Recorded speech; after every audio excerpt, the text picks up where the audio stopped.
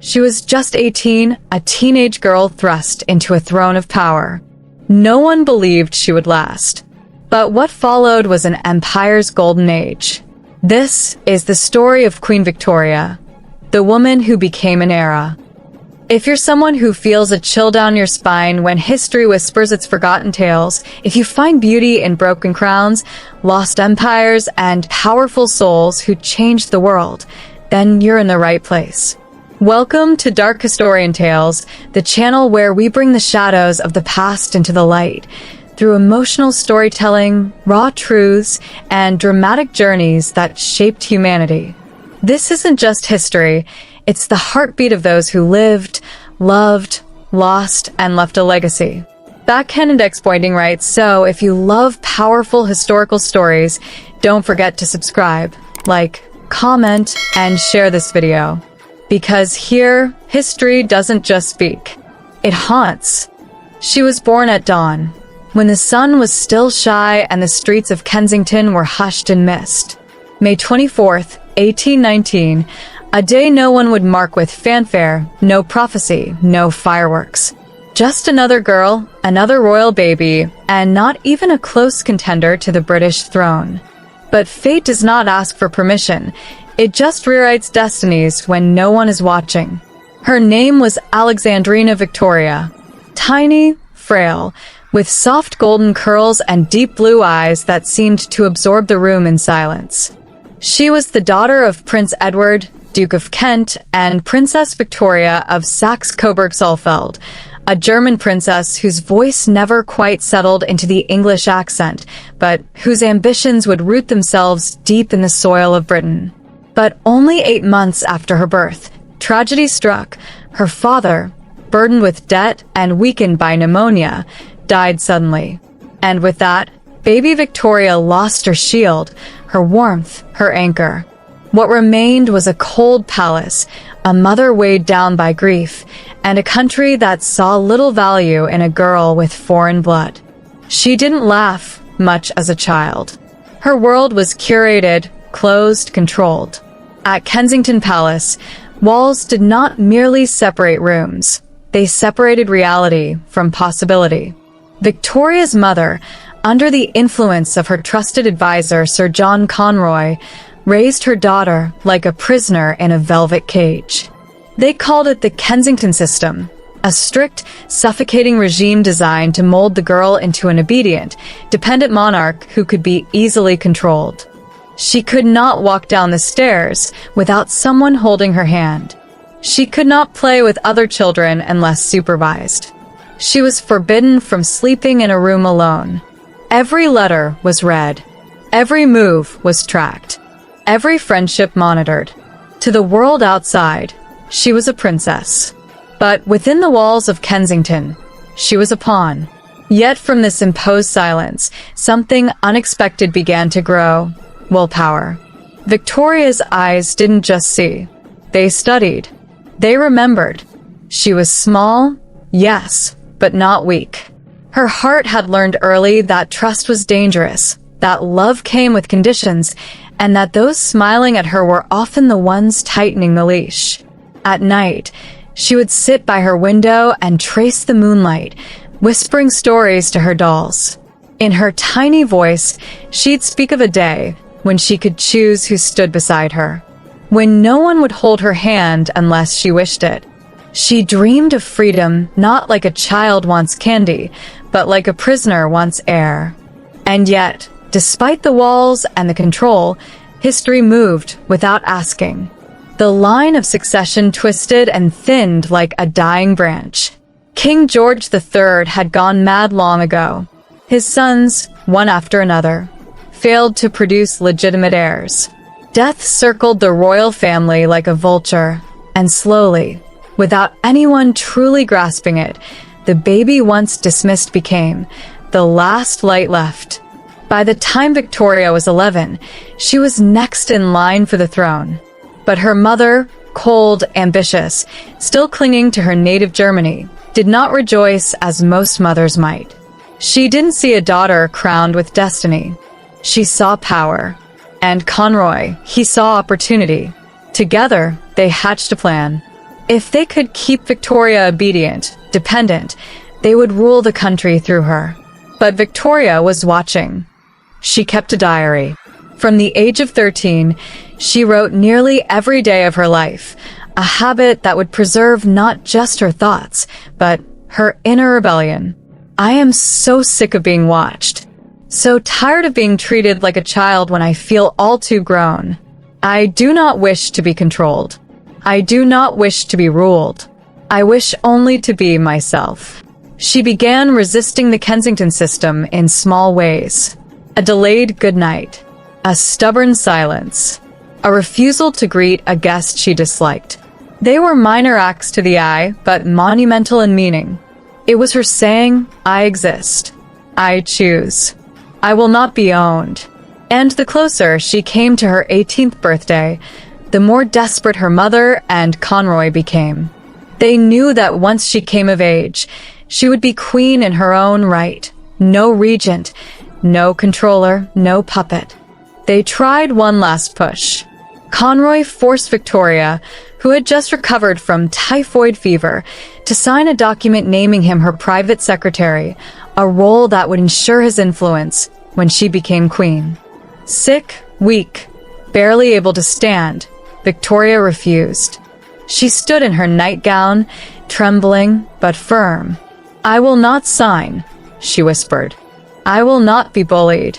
She was 17, but in that moment, she was already a queen. June 20th, 1837. It was a wet morning in London. The birds had not yet begun to sing, but the knocking came early. A carriage thundered through the city, its passengers soaked in urgency. They arrived at Kensington Palace before the staff had even changed their night coats. Inside, a young girl slept, curled in her bed, unaware that the course of an empire had changed while she dreamed. The Lord Chamberlain and the Archbishop of Canterbury were led to her room. They were not allowed to see her until her mother approved. Even in this moment, the control held. But fate does not obey schedules. When Victoria finally stepped into the drawing room, she wore a white nightgown, a shawl wrapped loosely around her shoulders. Her hair was still down. Her eyes, wide, unsure, but steady. The men bowed. Your Majesty, they said. King William IV was dead, and she was now Queen of the United Kingdom. No drumroll, no parade, no choir, just silence and the overwhelming weight of reality. She wrote in her diary that day, I was awoke at 6 o'clock by Mama and told that the Archbishop of Canterbury and Lord Conyngham were here and wished to see me. I got out of bed and went into my sitting room. And there I was told that my poor uncle was no more and consequently that I am queen. She was 18. Her coronation would come later. But from that moment, Victoria was monarch and everything around her changed. No longer was she a girl to be managed. Now, she was the sovereign of the most powerful nation on earth. And yet, she was entirely alone. Her first act? She moved out of Kensington Palace. She packed her things and left the place that had imprisoned her since birth. She would live at Buckingham Palace, a cold, grand, echoing structure that offered little comfort but endless space. Still, it was hers, her space, her voice, her command. She banned Conroy from her presence, refused him titles, refused him power. Her mother was pushed aside, still allowed to live near her, but never again would she control her. And the girl who had never been allowed to walk downstairs alone now held a scepter. But power was not warmth, and the throne was not love. At night, she still cried, still wrote in her diary, still wondered if she was enough. I pray I may do my duty. I pray I may be worthy. The public was uncertain. Could this girl, barely a woman, really lead a nation? Could someone raised in shadow understand the light? Ministers whispered. Lords doubted. The newspapers printed cartoons mocking her.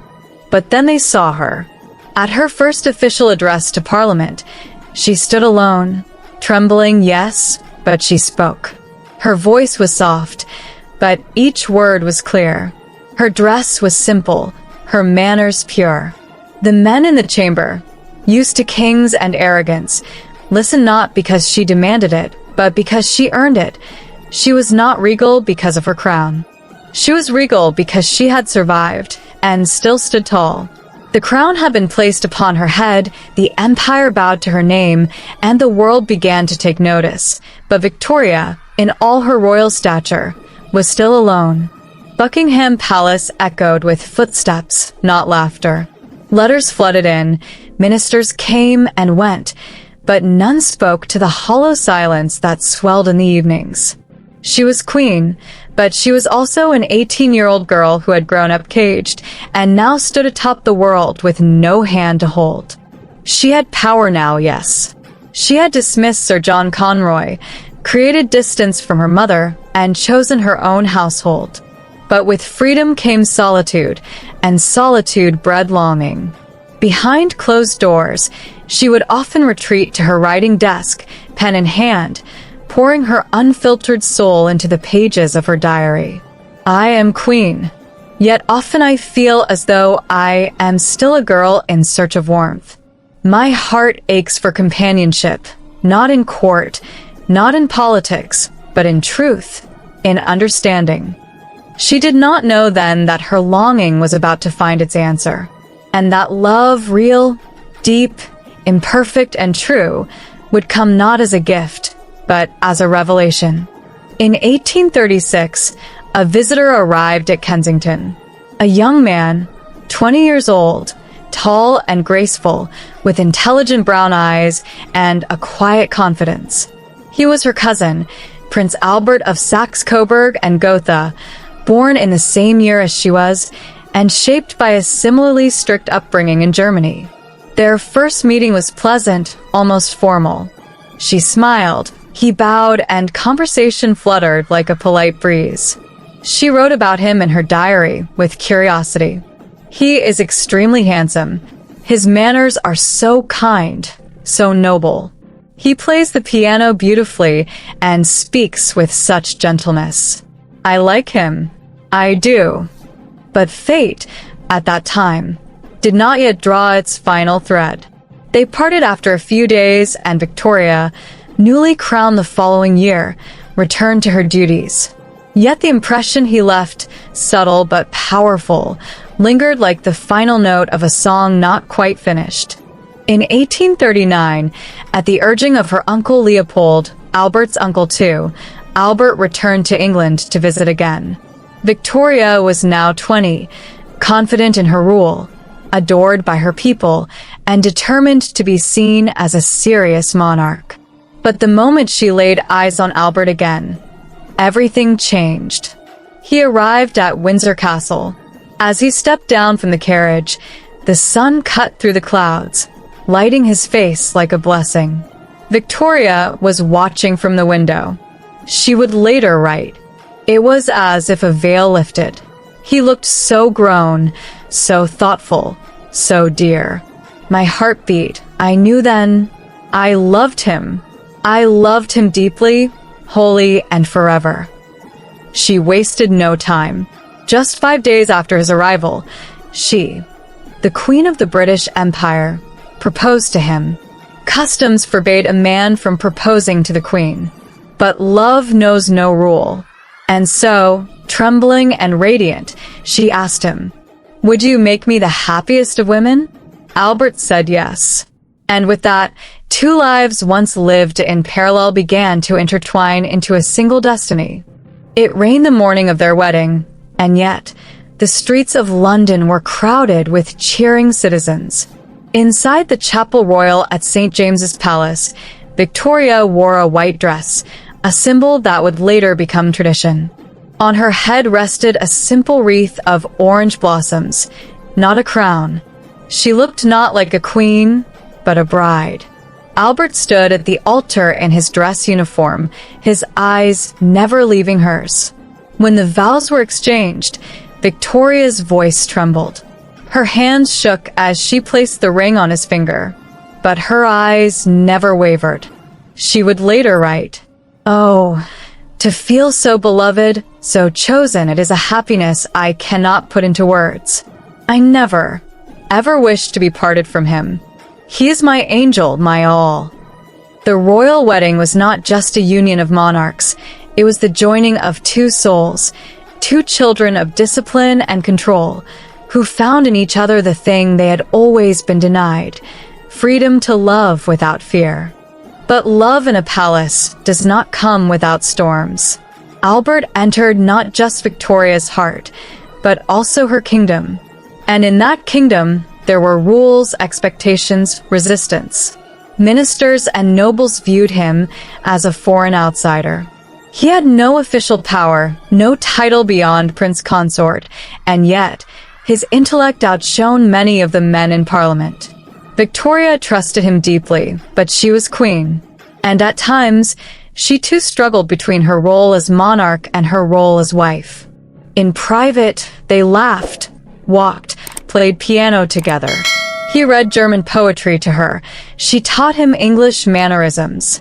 They shared a bed, a faith, and slowly, a vision. But in council meetings, Victoria would sometimes find herself torn. Should I allow Albert to speak? Will they see me as weak if I lean on him? Albert, too, wrestled with the limitations placed upon him. He wanted to help, to serve, to reform, but was told again and again to stay in the background. And yet, with time, he became her most trusted advisor. Not by title, but by wisdom. Victoria wrote, "He is so clever, so full of good sense, so calm and steady. I consult no one as I do him." As the years passed, their love only deepened. They had 9 children, each one another thread binding them together. Victoria often suffered from postnatal depression, and Albert was her patient caretaker, ensuring her health, feeding the babies, managing the household. He organized the royal finances, championed the arts, promoted science and education, and laid the foundations for what would become the modern constitutional monarchy. But beyond his achievements, he was simply her companion. When her crown felt too heavy, she leaned on his shoulder. When grief visited her, he held her hand through the silence. And yet, he remained a background figure to many in Britain. The world saw him as reserved, too serious, too foreign. But Victoria saw him as her everything. She wrote, "He is part of my soul. Without him, I am not whole." The 1850s brought stability. Victoria reigned, Albert guided. They were a united front, sovereign and consort, woman and man, heart and mind. They hosted grand exhibitions, traveled, supported charities, and shaped the moral and political tone of Victorian Britain.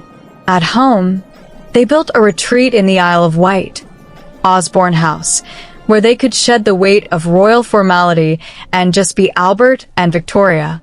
Letters between them still exist, filled with tenderness, with longing, even after years of marriage. Every departure was painful, every reunion a joy. Victoria once wrote, "I count the hours until I hear your voice again. The world is colorless without you." Their love was not loud. It was not perfect, but it was enduring, built not just on desire, but on deep, mutual respect and emotional interdependence. But life, no matter how golden, always carries shadows. In the early 1860s, Albert's health began to fade. He had always been delicate, prone to fatigue. Now he became pale, thin, weary. Still, he worked endlessly, especially when their son, Bertie, future Edward VII, became entangled in scandal. Albert rushed to his side, counseling, correcting, calming political storms. He ignored his worsening condition. Then, on a cold December night in 1861, after weeks of illness, Prince Albert collapsed. Victoria held his hand as he faded. Her heart cracked open. He died in Windsor Castle in her arms. She screamed. She didn't eat for days. She wore black, and would wear black for the rest of her life. She wrote, "My life is gone. My soul has been torn in two. He was not just my love. He was my guide, my light, my reason. I am now nothing." Albert's death in 1861 shattered Queen Victoria in ways no crown, no kingdom, no legacy could shield her from. Her world, once vibrant with the laughter they shared, the letters they exchanged, and the silent support he offered, collapsed into shadows. Grief did not just visit her. It moved into her heart and built a palace of silence within her soul. The queen of an empire became a widow to her own world. And so began the third act of her story, not of power, not of glory, but of enduring love, aching loss, and an unmatched devotion that spanned death itself. The halls of Windsor, once echoing with light and life, now stood mute. Albert's boots remained in place, his writing desk untouched. His portraits, once admired, now became sacred relics. Victoria had his clothes laid out daily, just as they had always been, as if he might walk in at any moment. Each morning she stared at the chair he would never sit in again, speaking to it softly, whispering secrets into the empty air, hoping somehow they would travel to him, wherever he was. Her court grew uncomfortable. Ministers hesitated. The empire loomed large, but their queen refused to appear in public. She wore black, a mourning veil that never lifted, not for days, not for months, but for the rest of her life. They called her the Widow of Windsor. But grief, for Victoria, wasn't weakness. It was proof. Proof of a love so real, so true, that it didn't end with breath. She wrote in her journals endlessly, pages soaked with sorrow, each sentence a whisper to Albert. She addressed him as if he were alive, told him about their children, about state matters, about how the world felt dull without him. Her pen became the echo of her broken heart. Still, the world moved on. The British Empire was expanding, politics turned restless, revolutions brewed beyond the seas. But Victoria remained still, trapped in the past, mourning in the present. For years she refused to open Parliament in person. Rumors of her mental collapse spread. And yet, even in sorrow, she ruled. From behind the curtain of grief, she corresponded with ministers, made decisions, signed papers. Her spirit was bruised, not broken. Then came John Brown, a Scottish servant, fiercely loyal to Albert in life and now devoted to Victoria in his memory. Brown became her companion, her protector, and her only true connection to the world outside her chamber. He spoke with the candor no one else dared. Some whispered about impropriety. Others claimed she had replaced Albert.